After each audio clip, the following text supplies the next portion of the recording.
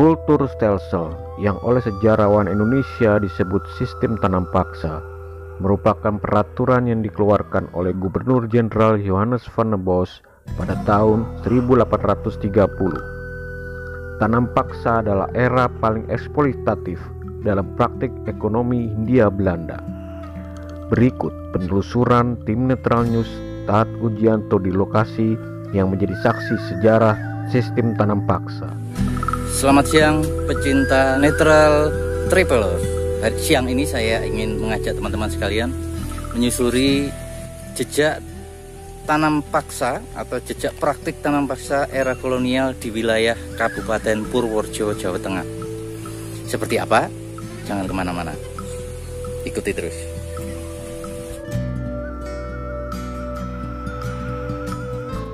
Kita akan menyusuri jejak-jejak kultur stelsel atau praktik tanam paksa era kolonial Belanda. Ya, inilah lokasi yang kita tuju.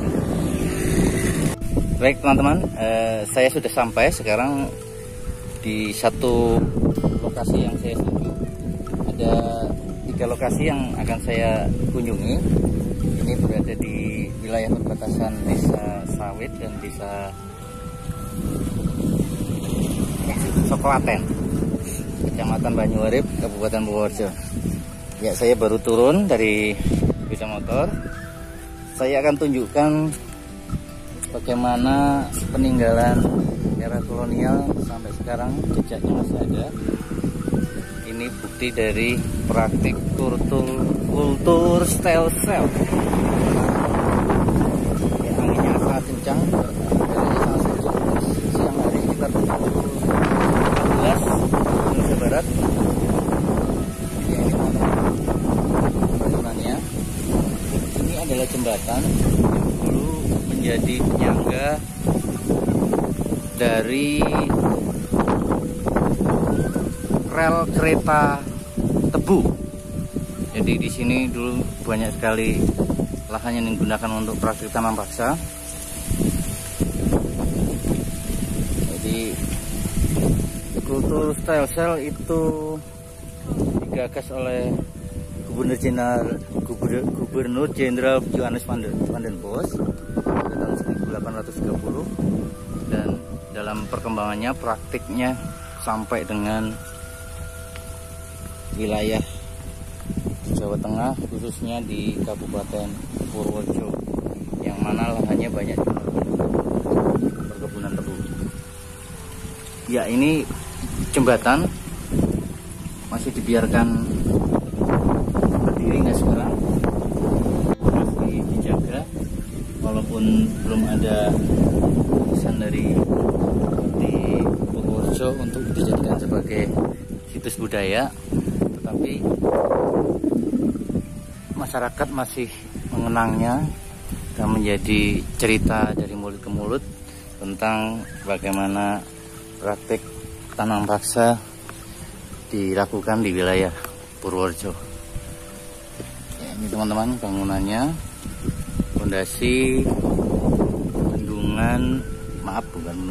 jembatan untuk jalur transportasi kereta tebu di wilayah Purworejo, menghubungkan jalur ke arah utara dan selatan, di mana bawahnya adalah sungai. Ada beberapa warga petani sedang menyiangi. Saya akan coba tanya-tanya sedikit dengan warga setempat. Selamat siang Ibu, Bapak. Oh, maaf, mau nanya sebentar. Untuk bangunan ini ceritanya pripun nggih, Pak? Itu peninggalan Belanda, Pak. Peninggalan kolonial Belanda nggih. Dulu dari sini konon katanya, ya saya belum lahir juga sih bangunan itu. Itu peninggalan Belanda kan dulu daerah sini adalah daerah tanaman tebu. Yaitu bangunan itu adalah sebetulnya jembatan trim ya namanya, trim kereta pengangkut tebu dari sana ke sana. Menghubungkan jalur utara ke selatan gitu. Ya kalau jalurnya lewatnya sih, nanti terminalnya di mana kurang tahu saya. dari cerita turun temurun gitu, Iya, tapi sudah nggak menangi nggih Pak? Nggak menangi. Daerah sini juga, daerah sana juga ada Pak, sebelah desa sebelah sana desa saya. Iya. Zaman tanam paksa nggih. Barangkali Pak, tanam paksa. Zaman Belanda. Itu satu Pak.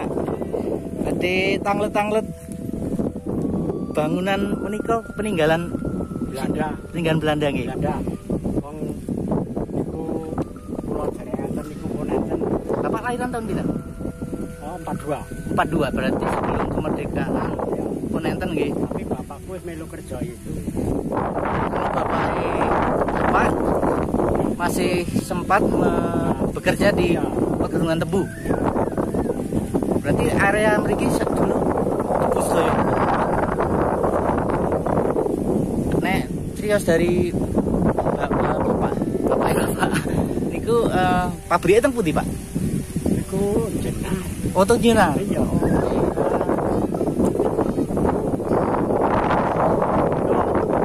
Oh, nggih.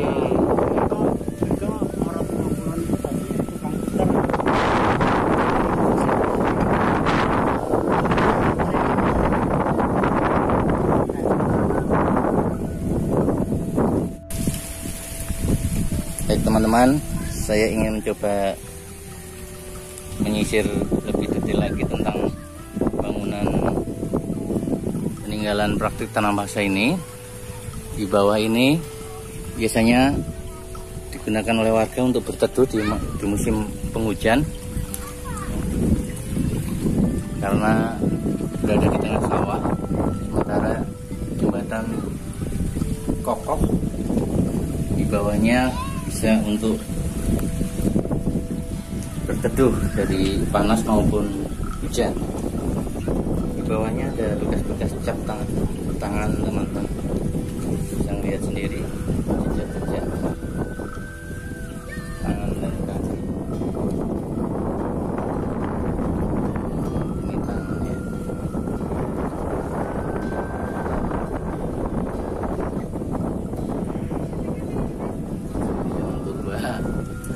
Ya, menurut cerita tadi, daerah ini cukup wingit atau angker, yang mana ada yang melihat ada sosok ular besar menampakkan diri tapi menghilang. Yang melihat adalah pekerja listrik.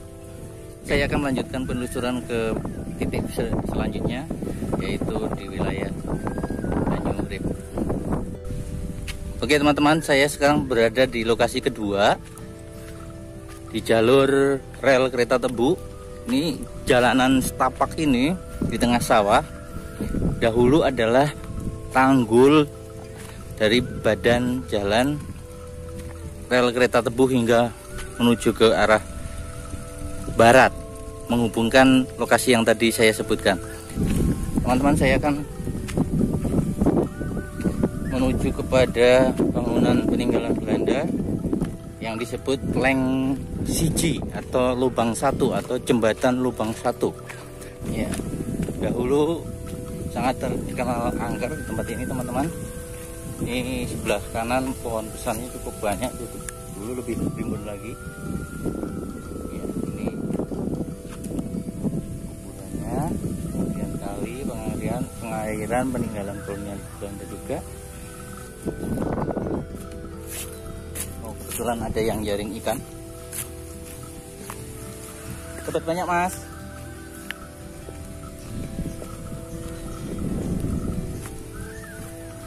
Baru masang?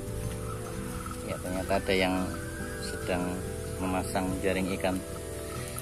Ya, ini dikenal dengan jembatan Leng Satu, jembatan Lubang Satu, jalur rel Tebu, rel kereta Tebu peninggalan kolonial Belanda.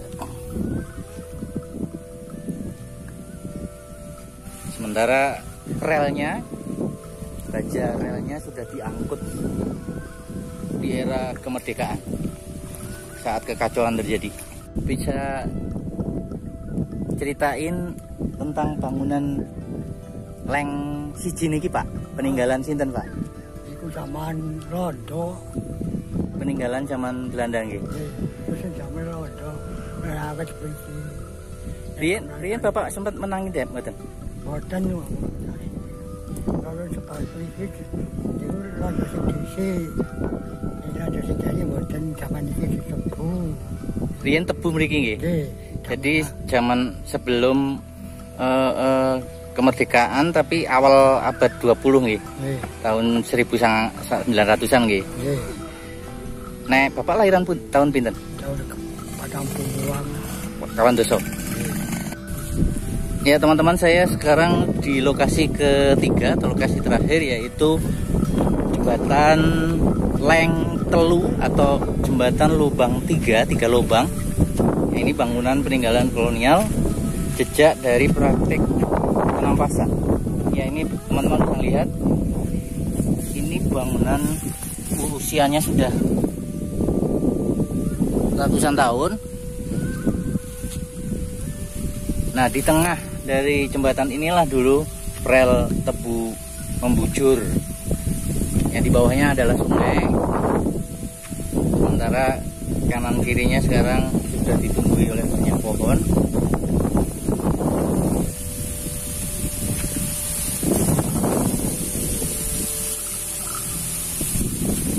Ya, ini batu bata usianya sudah, saya mau tunjukkan teman-teman, batunya tebal dan berat.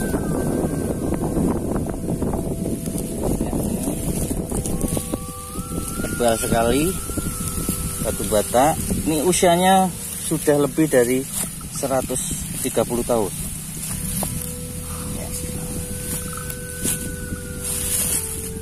Dan sampai sekarang masih kokoh bangunan jembatannya sebetulnya, cuman karena relnya sudah tidak ada dan tidak berfungsi lagi, sehingga hanya digunakan sebagai jalur jalan setapak untuk orang-orang yang menggarap sawah di sekitar bangunan kuno ini. Ya, teman-teman bisa melihat langsung peninggalan kolonial yang saat ini belum dinyatakan sebagai cagar budaya untuk wilayah Kabupaten Purworejo. Saya coba mau turun sebelah turun ke bawah, melihat dari bawah bentuk bangunan. Ya, ini dia yang dinamakan Leng Telu atau lubang 3, karena di bawahnya dulu untuk jalur sungai. Nah, sekarang hanya lubang 1 yang tengah yang bisa dilalui oleh irigasi. Ya, ini teman-teman bisa lihat sendiri. Di bawahnya mungkin bisa buat berteduh kalau hujan.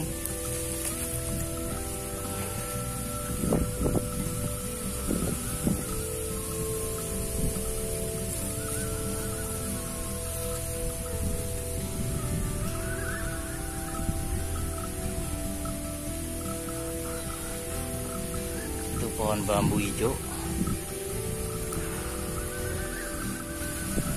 Baik, sekilas menyinggung soal era kolonial, zaman tanam paksa. Praktik dari tanam paksa membuat banyak warga pribumi mengalami kelaparan karena lahan produktif yang subur banyak justru digunakan oleh kolonial Belanda untuk ditanamin tanaman yang laku di pasaran Eropa seperti tebu. Tembakau kalau di wilayah sini terkenal tebu, dan efek dari lahan yang digunakan untuk kolonial, warga menjadi tidak memperoleh pangan yang memadai. Di samping itu juga ada kerja wajib, di mana para kaum pribumi menyerahkan jam kerja untuk melayani kebutuhan kolonial tanpa dibayar atau tanpa digaji. Ini yang menyebabkan kelaparan raja-raja. Baik teman-teman, saya akan kombinasikan antara kisah sejarah ini dengan penelusuran supranatural. Nanti malam teman-teman bisa menyaksikan secara langsung untuk penelusuran di lokasi-lokasi wilayah Wojo untuk situs atau jejak dari praktik tanam paksa. Untuk itu jangan kemana-mana.